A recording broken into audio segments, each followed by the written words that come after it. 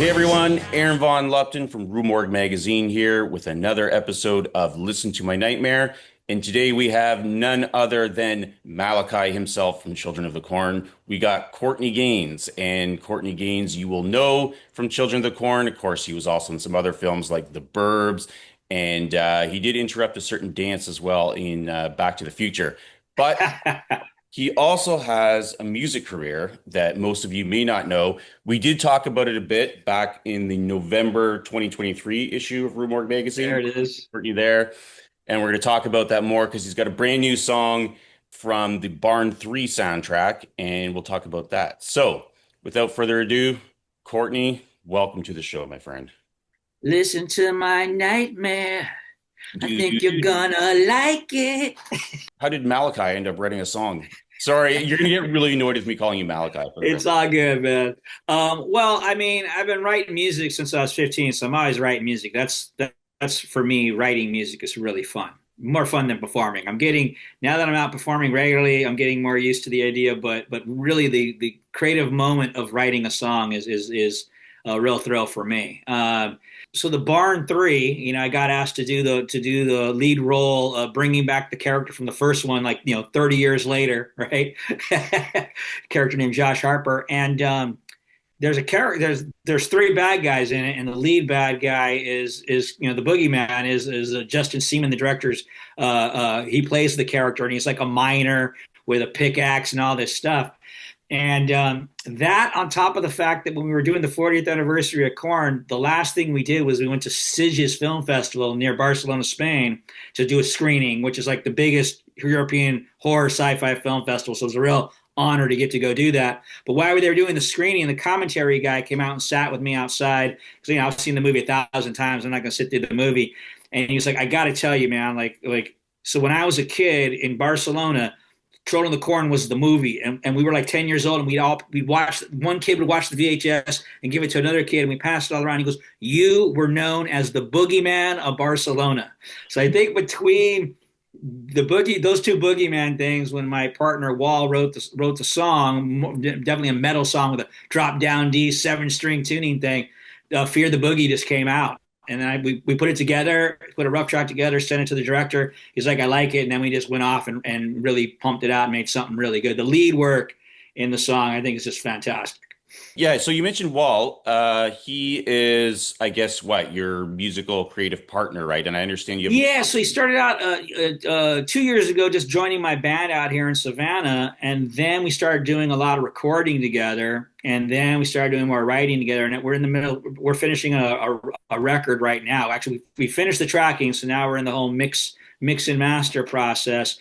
And so in the middle of doing that, this song just popped up, and so he just knocked it out too. And it's going to be on the it's going to be on the end titles, which I think is the most primo. It's going to be one place else in the movie, but that's the most primo spot to be, is at the end credits. So I'm really happy that we got a good spot in the movie.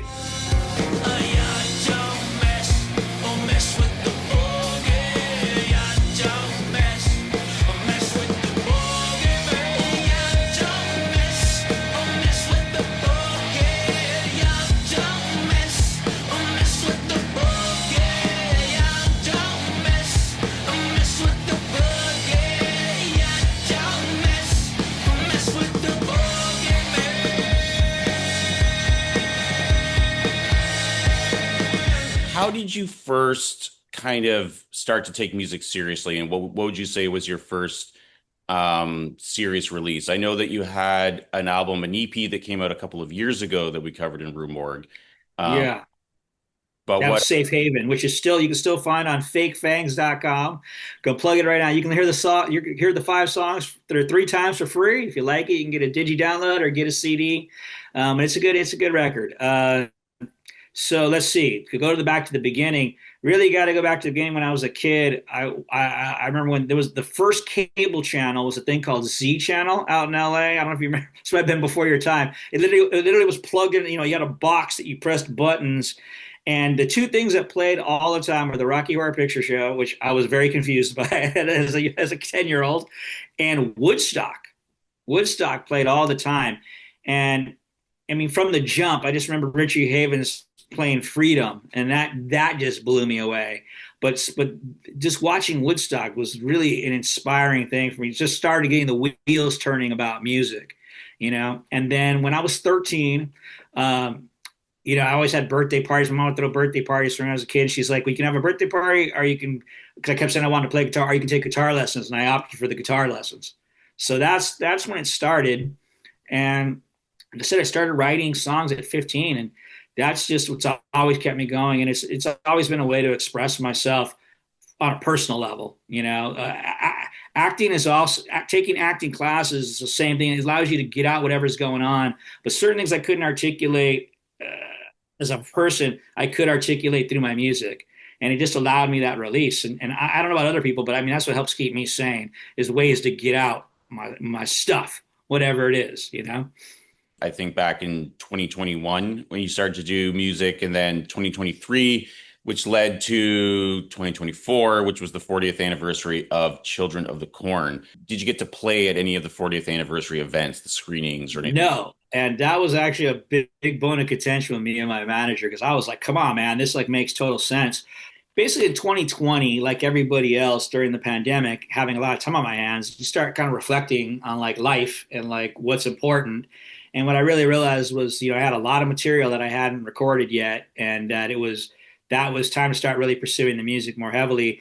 And it also turned out that technologically, it's a lot easier and cheaper to record now. So I was able to get, you know, a box you plug in the computer and just start tracking. So the first thing I put out was a thing called Acoustic Gains. I put out 5 songs. And that was, you know, it's a little rough, but you know, it was a start. And I started to impress on that, and I got some good responses. So that encouraged me to keep going. So I started working on the second record, which is the Safe Haven record. Tracked a bunch of stuff here: guitars, vocals, bass, and then brought in some people and expanded it. Went and did some, you know, went to a studio and did some drums, and then got that signed to this small local record label. That was a start. And then I got some really good press on that too. I got some really good responses, so it kept encouraging me to go further. Started a band out here, and it just kept going. Hey, look what I got right here. It's Yay! There it is. Yeah, that's awesome. The, uh the soundtrack to Show in the Corner. You have a great collection of stuff. Look at this. well, Yeah, that's great. there's some guy who's got like he's got, let me see here. We have, oh, executive producer is Donald Borscher, Matthew Hmm. Kochanaki, and some guy named Aaron Lupton. Haha. So there you go. Aha. That's I got a number of these things. And we did actually want you on the cover. It was Gary Pullen who did the artwork.